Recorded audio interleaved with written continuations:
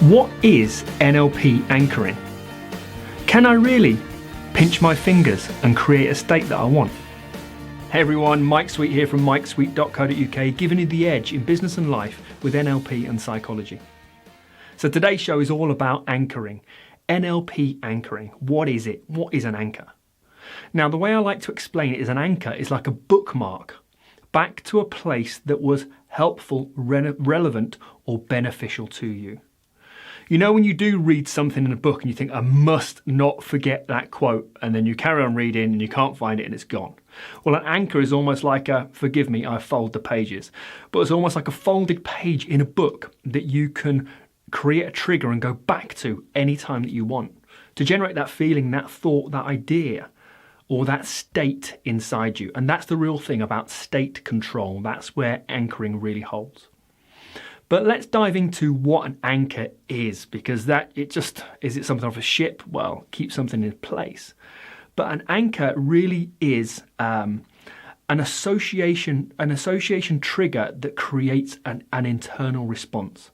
We have them all the time, all around us. Our life's full of anchors. You say spiders to someone, and they go, ugh. They might have a negative anchor about the time one fell on them. Then you might smell fresh bread and it reminds you of 40 years ago about your grandmother baking bread at home, and it takes you back to being at the summer holidays around her house. You know, anchors surround us. That gives us that fast track back to a time, event, or response. But I don't think a lot of people realise, but a lot of phobias are anchors.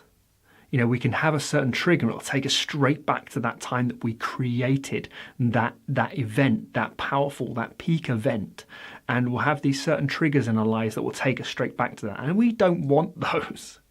So where we want to use anchors is in times where we need to perform, where we need to feel good, when we need to feel happy, which is generally all the time, every day, except no days. Who wouldn't want to feel happy every day? But times that you want to perform at your peak, or to perform in a way that's perhaps different than your day to day. So public speaking is a great one, or getting ready for an exam is a great one, or hitting a golf ball is a great one. You know, what's that trigger that takes you to produce a certain state that allows you to be more likely to get the result you want? Now, the example I want to give you is something that I think everyone could benefit from, and that's the ability to get up the second your alarm goes. You know, some people don't sleep, so it's not for you, but for those people who do sleep and do hit the snooze button 45 times and then the day just runs for you rather than you running the day, being able to get up when you decide the night before you're going to wake up at 6, having that alarm go, you step out of bed, you do your big stretch, and away you go for the day. Now, that is massively beneficial. So how would you go about creating that?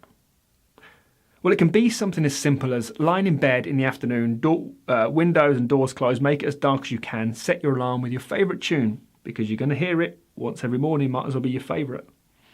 And lie down and relax, set your alarm for a few minutes, and the second that goes off, get the response of sitting up, standing out of bed, doing the stretch and doing 2 or 3 breaths, turn your alarm off, and repeat, and repeat, and repeat. And what will happen is you'll wire that connection with that feeling and that physiology, that physiological change. What happens when this happens? I do this. X equals Y. I mentioned it in the Cause and Effect podcast and Cause and Effect video, that so much of our lives operate over X equals Y. If this happens, this will happen. So you can create those anchors in your life. Make them real powerful. When you do step out of bed and do that big stretch and do that big yawn, you're like, yes, I'm in control. I've got this. I know exactly what I'm doing. So use anchors in a way that are going to be helpful to you. So let's have a look at the structure, the NLP structure of how you create an anchor and you begin to use them. First and foremost, if you're going to anchor something, make sure it's something worth anchoring. So the first piece about anchoring is make sure you've got a real strong emotional beneficial state, something that you can recall or imagine. We use something in NLP and we say, go back to that time, see what you saw, feel what you felt, hear what you heard. And really, really get fully associated with that time that you were feeling or acting or had the emotions and the state that you want to create. That's the state that you want to anchor. Now, when you have this state, it's time to create that anchor, that trigger back to that state. So what will it be? It might be, people use a thumb and a finger. It might be a word. It might be a clap, a double tap, a piece of music, a certain time of the day, an alarm. The trigger can nearly be anything you want. And have a trigger, and have that trigger fully associated with that peak state, that peak feeling that you want to create. Okay, and just like the example of getting in and out of bed and setting your alarm, is you need to break state. So what we want to do is take that state, that peak state, we want to take it back down somewhere neutral. So you might want to walk for 30 seconds. You might want to ask yourself a mental arithmetic question. 8 8s, 9 9s, 9 9s minus 6 plus 4. Get your brain working just a little bit to take you to dissociate from that peak state again. And one of the ones that I quite like is, would you eat a bowl of worms for £100? You know, it's a question no one's ever been asked. It will definitely break a state for someone. Okay, and then keep repeating. So what you need to do, remember, see what you saw, feel what you felt, hear what you heard, and really get those feelings back to get that peak state heightened. When it's at its peak state, when it's exactly where it needs to be, then fire the anchor that you choose and hold on to that. So you've got that feeling, hold it for a few seconds, then break the anchor, and then step away, break state. Do that 4, 5, 6 times until you can give a prolonged break state, and then fire the anchor, and then see if you can elicit the response. So at first what you're doing is creating the state that you want, and then creating the anchor over and over and over again. Then what you do to test that is then fire the trigger and see if you start to generate those feelings. Now remember, with everything, practice makes permanent. So if you don't use an anchor for a long time, perhaps it will fade.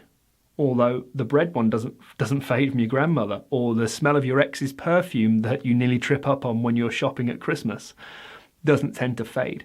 But practice makes more permanent, and it'll allow you to become more in control of your emotions and your state. Just think how powerful that could be. Remember, you're never going to learn NLP by watching me, by listening to me on audio, or listening to someone else, or reading books. The only way to learn NLP is through experience.